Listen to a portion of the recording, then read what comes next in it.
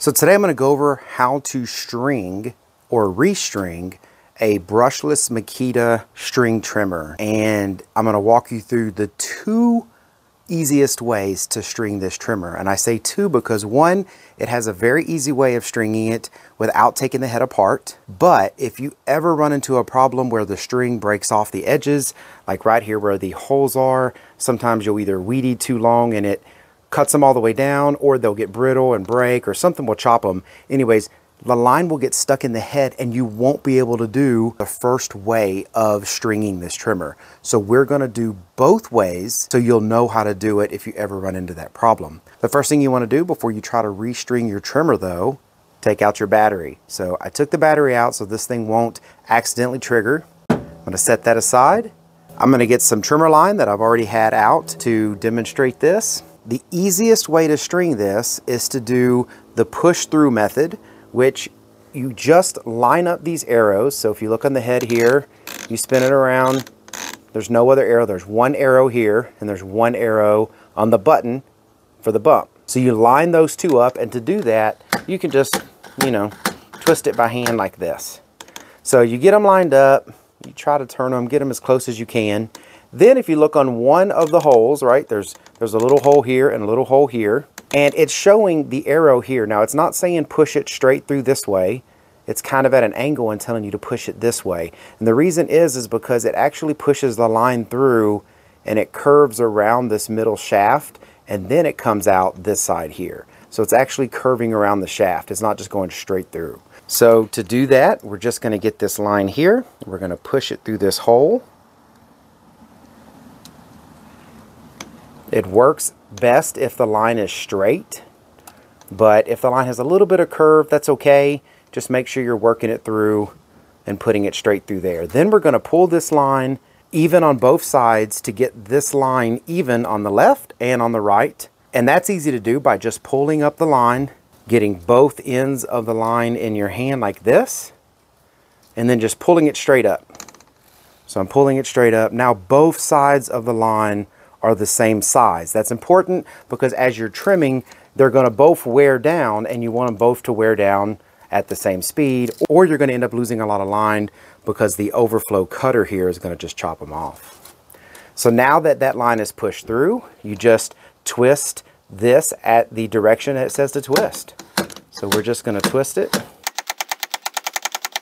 and there it is. It pulled it through. You got line on both sides. When you spin it up the very first time, if you have too much line on here, then this little cutter down here is going to cut off the excess line. That's why this is here, because it just cuts off the excess line to keep from putting too much strain on the motor. And that's it. That's step number one. It's real easy. Again, this is a bump head, so when you're using it, you just pop this down on the ground and it releases more string, and that's basically how it works. Now, if you ever have a problem though, where these lines aren't sticking out, and maybe you don't know there's line in there. Maybe you go in there and you actually try to do this method and you try to push the line through and it is just not going through. Well, there's probably line stuck on the inside of the head and it's just not coming out the holes anymore, and you have no force to make this pull these out. So to fix that, or to string it the second way, you just turn the head a little bit to the side and you'll see these little push buttons, right? So here's a little button here, and there's going to be the same thing on this other side. There's a little push button here. You put a thumb or a finger on both of these at the same time, push them in, and this will pop up because there's a spring in there. So you just pull this off. This is basically the collar that goes to the head. You pull this up. Again, this line wouldn't normally be there, so this would either be line on the spool or no line at all. So I'm going to pull this off to show you what the empty line would look like.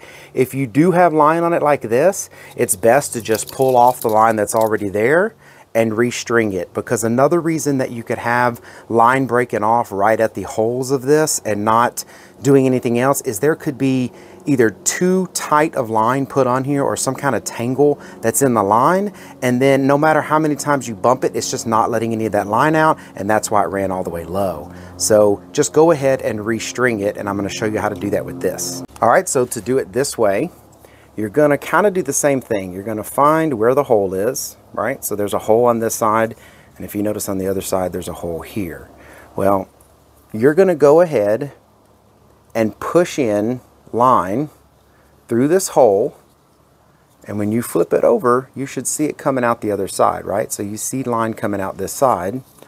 You're going to go ahead and do the same thing I showed before, where you grab both ends of the line like this, hold them in one hand, and then just stretch it out, you know.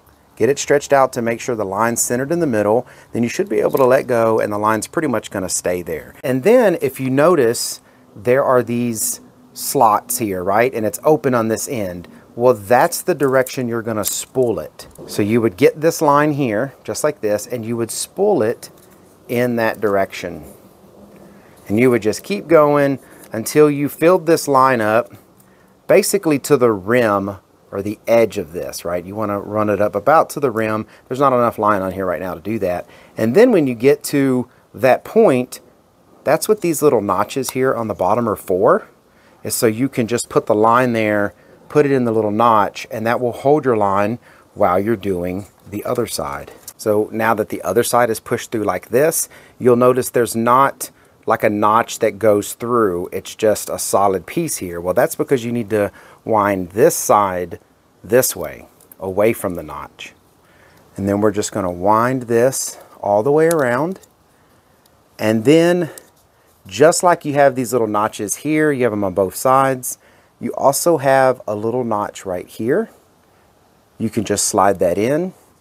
And now you have your line held on the spool while you get it ready to put in the trimmer head. So then you get your trimmer head to come over here. You line that up. And then as you're putting it down, you pull the string off the little notch that's there, so that way it's hanging outside of this metal loop. You do the same thing on this side.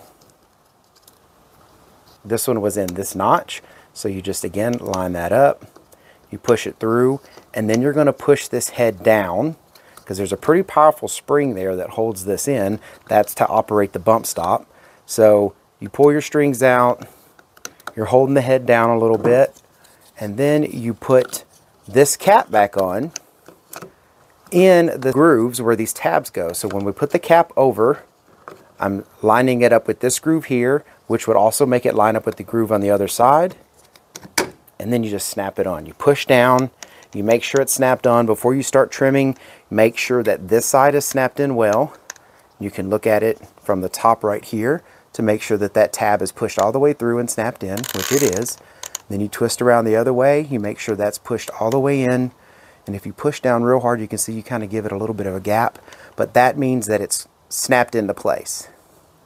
So now you have your string in both sides here. So it's important to know both ways. The first way is the easiest and should work great. And if you have really good line and it's not strung too tight or anything like that, you should be fine. But there is going to come a time, and it's going to happen, where these lines break off too low and there's not enough force or anything to pull this out. You're going to have to know how to take this piece of the head off and get to the actual spool to do the line that way. All right, so I hope this video was helpful. Thank you very much for watching. Y'all take care.